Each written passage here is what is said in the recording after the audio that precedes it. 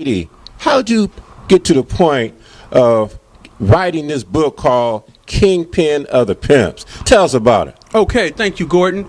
Well, you understand, back in the day, you understand, my uncle was a notorious pimp. I'm from Oakland, California, originally from Oakland, California.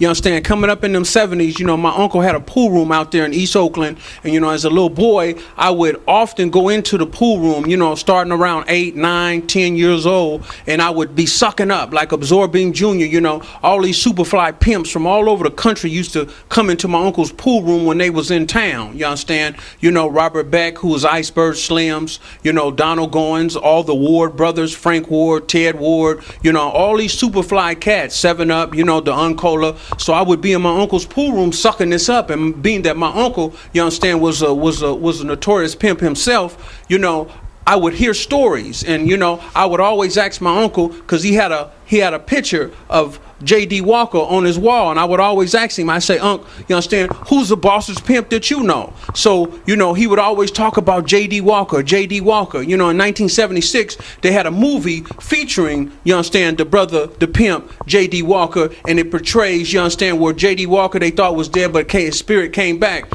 He used to say, J.D. Walker, back then Michael Jordan went out, but, it was Will Chamberlain and it was Julius Erving. He used to say, J.D. Walker was the Muhammad Ali, a pimping. So I would hear this story. He would tell this story often, over and over, how J.D. Walker got his game. He got his game from an old school pimp named Wilbert Montgomery, who pimped for some 25 years in New York City.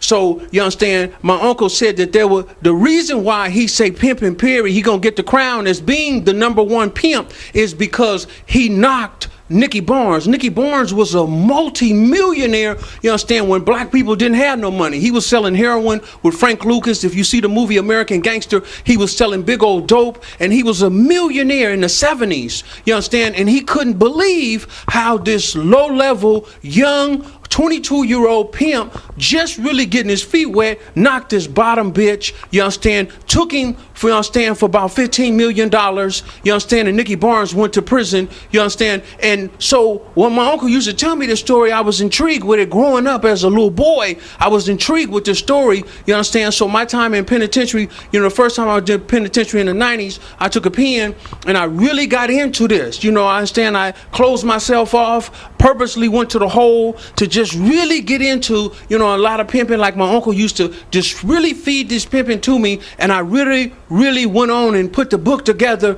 and the book is a true story. Nicky Barnes is in federal witness protection program, but an FBI agent that arrested me back in the 90s, he see I'm doing some superfly stuff. I gave him a copy of this, and I told him to give it to Nicky Barnes. Nicky Barnes just laughed, because he knows